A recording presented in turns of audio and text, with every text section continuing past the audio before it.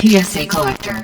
What's going on, guys? It's Matt with PSAcollector.com, back with another video. In today's video, I'm going to be busting open a 1987 O-PEE-CHEE baseball 36-pack box. Now, for those of you who don't know, the O-PEE-CHEE are much rarer than Topps cards and, in my opinion, are a potential long-term investment for the future, okay? When found in gem mint condition. And that's what I'm looking for today, are gem mint condition cards. So without any further ado, guys, let's go ahead and jump into the break. All right, jumping into the break. Now, guys, I opened up like two or three packs before I started recording, dummy. So I'm like pack number 3 in. I pulled a Robin Yount, looking really good. Very impressed with the condition of this card. I went ahead and sleeved him up. Now, the previous cards I opened up were looking really rough. So that Yount, when I pulled it, I said, dang, it looks real sharp. Went ahead and sleeved him up. The packs, they have this minor rip in the top right there. You can see it. It was already there. If you watch my 1986 O-PEE-CHEE baseball card set, that was kind of a concern for me. But now on my second box of O-PEE-CHEE, the 87, I realized that it's common, and a lot of you guys have mentioned that in the comments below in the 86 break, that the rips in the packs are common. So it's good to see the consistency in this box. So I'm convinced that the first box I opened, which I'll put in the link at the top, the 86 O-PEE-CHEE was a legitimate box, and this second box, the 87 O-PEE-CHEE, is legitimate as well. The gum is much easier to take off than the 87 O-PEE-CHEE. It's super easy to take off, slides right off. Some cards you couldn't even notice that the gum was on after you took it off. So I'm super excited about that. The centering on all these cards, for the most part, were looking pretty good. The surfaces were looking pretty good. The backs were nice and bright. Very impressed with the backs. The biggest concern was a centering on the good cards. But the cards that I really wasn't considered about getting graded, they had good centering. This Paul Molitor had pretty good centering. Set him to the side. Gum card. Of the wax, another issue. So you got wax cards and you got gum cards in each pack. There's a Dykstra. You gotta hope that the cards that you're searching for aren't either. So let's see. I think there's 9 cards in each pack. I forget. Let's count on this one. Nice and sealed wax. So you got 1, 2, 3, 4, 5, 6, 7 cards? That seems a little short. I thought it was 8 or 9. So out of those 7, you get a gum card and you get a wax card. So potentially you only get 5 cards that could be PSA candidates. There's a nice looking Tony Gwynn. Very nice looking Tony Gwynn. Now I'm searching and hunting for PSA candidates, cards that I want to submit to PSA in hopes of getting a 10. Nothing less. A PSA 9, PSA 8 O-PEE-CHEE, it's not worth the submission cost to send them in. Just go on eBay and buy them for under $10. I'm looking for 10s.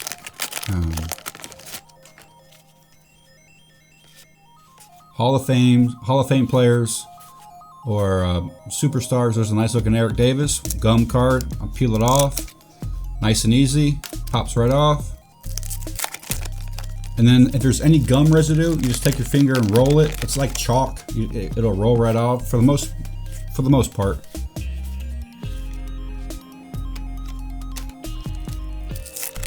These packs are nice and sealed. I didn't have any concern on whether or not they were searched. There's a Blyleven gum card. That's what the gum looks like. I wanted to chew it so bad. These gums. The gum. There's a nice looking Ricky Henderson. A little off center to the right. The back. Not bad, not bad. Set them off in the pile. Keep searching.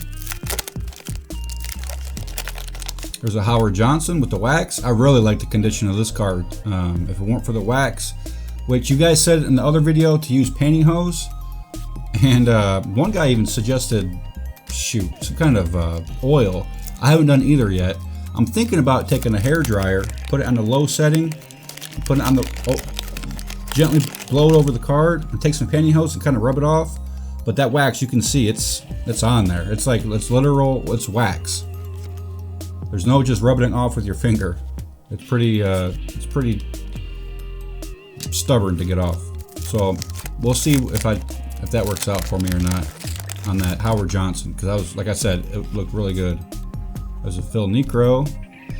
The cardboard, it's not consistent in the O-PEE-CHEE. Nice looking at Jose Canseco. The top and bottom centering questionable, left and right.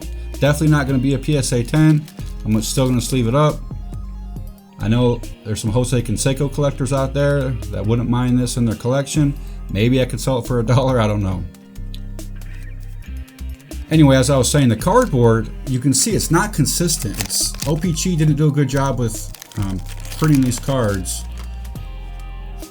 with the same tone, I guess. You can see some are light, some are dark, some are really dark. Look at that one. That one's orange. It looks like a Topps Tiffany almost. It's crazy how different they are.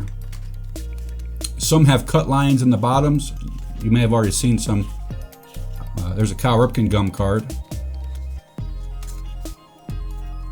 This one was difficult to get off.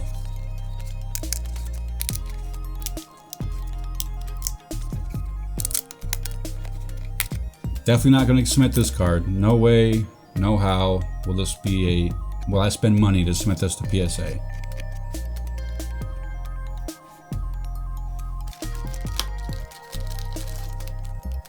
But he will be going in a penny sleeve.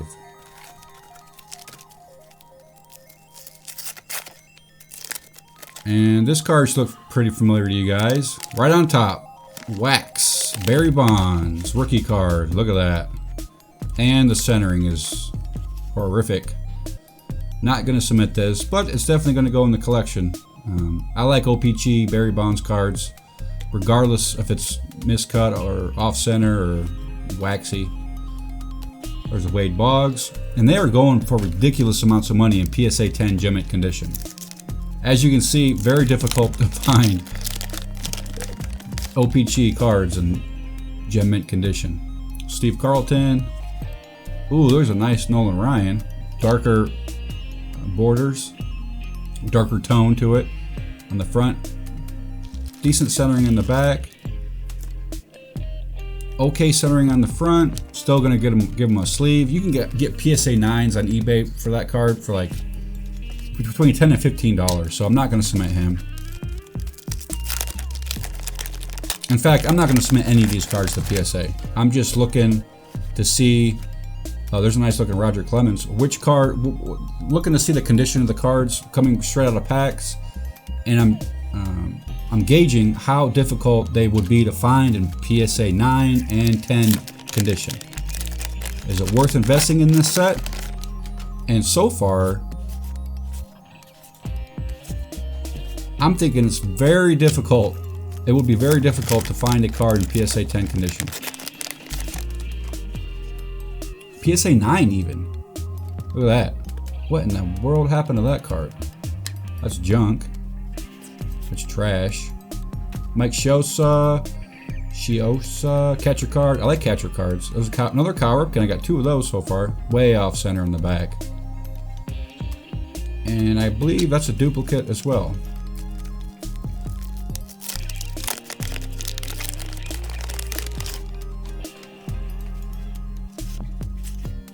Not much.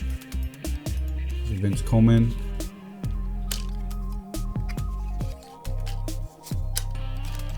So like I said, none of these cards will be submitted to PSA. I just wanted to gauge to see how difficult it would be if I did.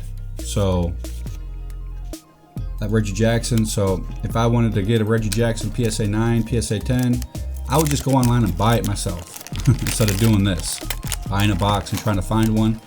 Because I spent out the door $59 for this box. 1987 O-PEE-CHEE baseball card box, 36 pack, 7 cards per pack. Actually, only 5 potential PSA candidates because gum card and the wax card. So I mean, 56 bucks, I think that's a little too steep. Just go on eBay, find you whatever card you want, find PSA 9, PSA 10s, and pick those up for the same amount of money that you would spend if you were to submit them to PSA yourself. 10 bucks. Now the Barry Bonds, no way. If I pulled a Gem Mint 10 Barry Bonds, then yes, totally would be worth it. But the possibility of doing that, guys, very, very, very small. Very small chance of pulling any PSA 10 Gem Mint condition card out of this box, let alone a Barry Bonds. As you can see, centering on most cards, very difficult.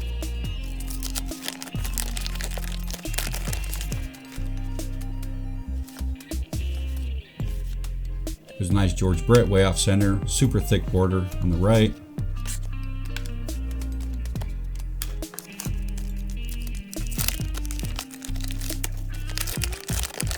And last pack, what do we got? Don Sutton. Old grandpa out there throwing a pitch. And that's it. There's the box. Your guy covered the box with packaging tape, so those are destroyed. No salvaging that. But the box is good, nice and sturdy with all that tape on it. Let's go ahead and jump into the recap. So here's the recap, guys. Barry Bonds, way off center. No way is this going to be a PSA candidate. If it did, it'd be a 7 probably. There's a Darryl Strawberry. Robin Yount, no way. Not submitting any of these cards. Molitor, even though the centering looks good, like there's still minor conditions, corner conditions, or there's like whitening on the edges or corners. The edge condition is super difficult. That one looks pretty good, nice and centered. But that Tony Gwynn looks nice, but still, it's just not worth submitting. Maybe, I don't know. I'll have to go back through and look at these and look at the PSA values.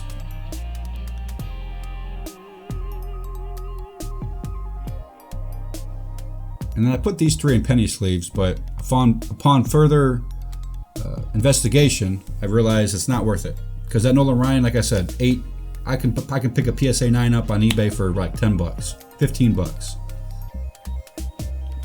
PSA 9. And this card would probably grade an 8. The Jose Canseco, with that centering, shoot, I'm thinking a 7. And that Roger Clemens, probably an 8 if I'm lucky. There's some whitening on that corner. And I can pick one up off eBay for 15 bucks, 10 bucks maybe.